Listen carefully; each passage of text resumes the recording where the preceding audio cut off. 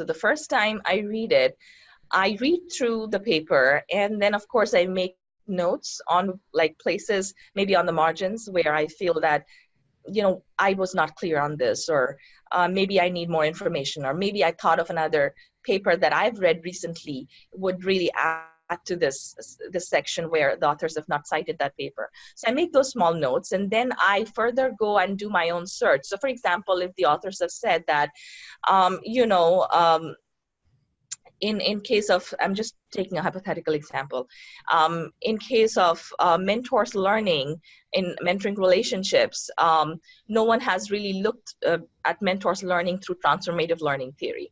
So then, or even if there is a little bit of work done on applying transformative learning theory to mentoring learning, this is where the gap is. So then I do my own research on trying to see if transformative learning theory has been applied to adult learning and mentoring, and that to mentors learning.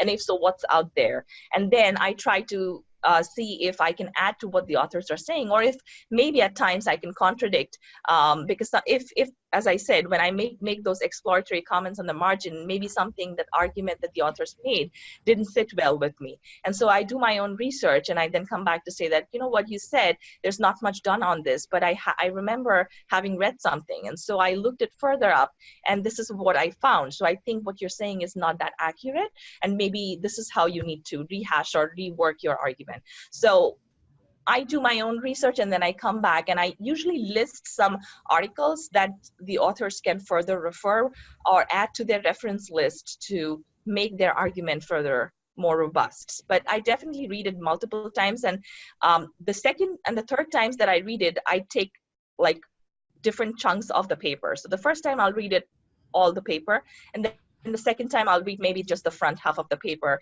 and add my notes further from the research I've done.